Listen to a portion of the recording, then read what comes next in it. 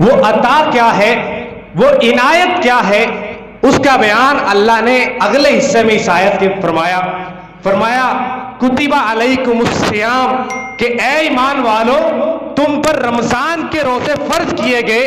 تم پر روزے فرض کر دیے گئے، اور جو عنایت اللہ تم پہ عطا فرمانے والا ہے وہ عنایت یہ ہے کہ تمہیں رمضان کا مہینہ عطا کر دیا گیا اور تمہیں روزوں جیسی عظیم نعمت سے نواز دیا گیا۔ یعنی اللہ اپنے ایمان والے بندوں کو انتہائی اہتمام کے ساتھ ان کو مخاطب کر کے روزے جیسی عظیم نعمت عطا کر رہا ہے۔ اب روزہ ایک ایسی نعمت ہے، رمضان ایک ایسی نعمت ہے جو اللہ سبحانہ و تعالی نے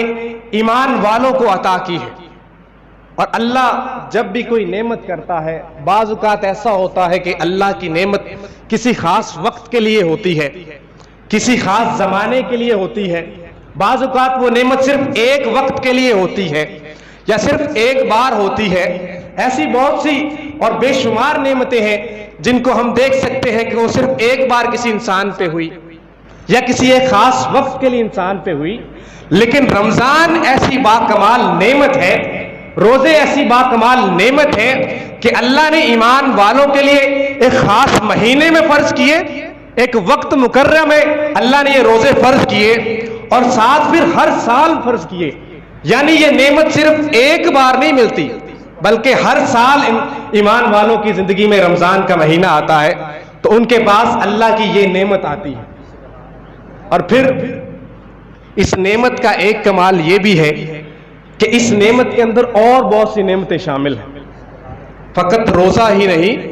بلکہ اللہ نے اور بہت سی نعمتیں اس میں شامل کر دی جن کا اپنا علیحدہ علیحدہ اجر و ثواب ہے، جس میں ہر نعمت کا الگ سے ثواب اللہ نے ایمان والوں کو عطا کیا ہے۔ تو حضور نبی کریم صلی اللہ علیہ وآلہ وسلم نے جب رمضان کے روزے فرض ہوئے، ہجرت کے دوسرے سال رمضان کے روزے فرض ہوئے،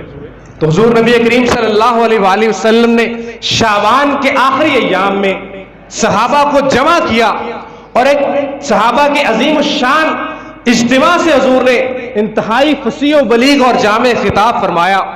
اور حضور نے فرمایا کہ اے لوگو تم پہ ایک ایسا عظیم اور بابرکت مہینہ سایہ فگن ہے کہ تمہارے پاس وہ مہینہ آنے والا ہے کہ جس کے اندر ایک رات ایسی ہے جو 1000 مہینوں سے بہتر ہے۔ یعنی شب قدر کی رات ایسی عظیم رات ہے جس میں عبادت کرنا 1000 مہینوں کی عبادت سے بہتر ہے۔ پھر فرمایا کہ اس مہینے میں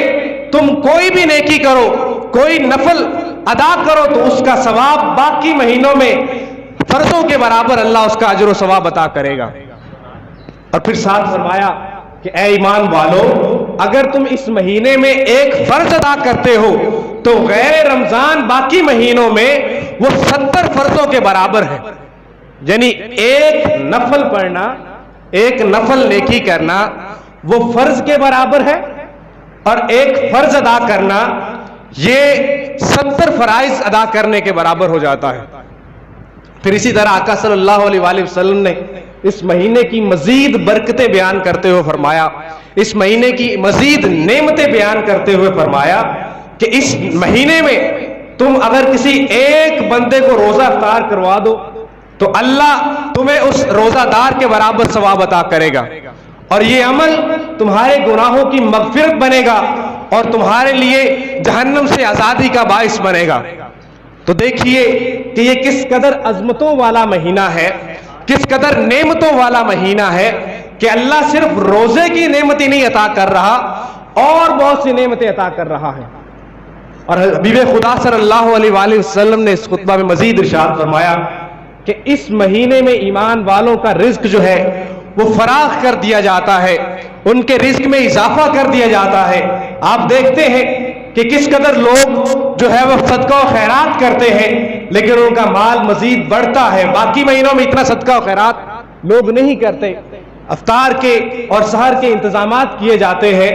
تو یہ کس سبب سے ہے کہ اللہ، کیونکہ حبیب خدا صلی اللہ علیہ وآلہ وسلم نے یہ گارنٹی دے دی، یہ وعدہ کر دیا کہ ایمان والوں کا رزق اس مہینے میں بہت زیادہ بڑھا چڑھا دیا جاتا ہے۔ اور پھر آقا صلی اللہ علیہ وآلہ وسلم نے آخر پہ ارشاد فرمایا کہ اس مہینے کا شروع رحمت ہے، یعنی جو پہلا عشرہ ہے، پہلے 10 دن وہ رحمت کے ایام ہیں، ان میں اللہ ایمان والوں پر اپنی رحمتیں نچھاور کرتا ہے، اپنی رحمتوں سے ان کو نوازتا ہے۔ اور دوسرے اس مہینے کا جو درمیان ہے، وسط ہے، دوسرا عشرہ، اس میں حضور نے فرمایا کہ وہ ایمان والوں کے لیے مغفرت کا عشرہ، یعنی اس مہینے کے وسط میں اللہ نے مغفرت رکھ دی ہے۔ اور اب یہ ہم پہ منحصر ہے کہ ہم کس قدر اللہ کو راضی کرتے ہیں عبادات سے، اللہ کو کس قدر خوش کرتے ہیں اپنے اعمال سے، اور کس قدر ہم مغفرت کے طلبگار بنتے ہیں، اور پھر اللہ ہمیں اس مغفرت کا حقدار بنائے گا۔ اور تیسری چیز اللہ کے حبیب نے فرمائی کہ اس ماہ کے آخر میں جہنم سے آزادی ہے، یعنی اتنی عظیم نعمت ہے رمضان کی، اتنی عظیم نعمت ہے روزوں کی، کہ حضور نے فرمایا کہ اس کے آغاز میں آپ کے لیے رحمت ہے، وسط میں آپ کے لیے مغفرت ہے، اور آخر پہ جہنم سے آزادی ہے۔ اور اب یہ کس قدر بد نصیبی ہوگی ان ایمان والوں کی، ان لوگوں کی، کہ اللہ ان کو اتنے اہتمام سے مخاطب کر کے فرما رہا ہے کہ میں تمہاری مغفرت کرنا چاہتا ہوں، میں تم پہ اپنی رحمتیں نچھاور کرنا چاہتا ہوں، میں تم پہ اپنی عنایتیں نچھاور کرنا چاہتا ہوں، تم کو جہنم کی آگ سے دور کر کے جہنم کے جنت کے راستے کا راہی بنانا چاہتا ہوں۔ یہ کس قدر بدقسمتی کی بات ہوگی ان ایمان والوں کے لیے کہ جن کے پاس رمضان کا مہینہ آیا، جن کے پاس اللہ کی یہ عظیم نعمت آئے، اور پھر وہ روزے رکھ کے اور ان روزوں میں برائی سے بچ کے جو ہے جہنم سے بچ کے جنت کی طرف نہ جائیں۔ یہ کس قدر ہمارے لیے سوچنے کا مقام ہے، ان لوگوں کے لیے سوچنے کا مقام ہے جو رمضان کے مہینے میں بھی روزے نہیں رکھتے، کہ اللہ باقی سب لوگوں کو الگ کر کے ایمان والوں سے اتنے اہتمام سے اس نعمت کا ذکر فرما رہا ہے، ایمان والوں کو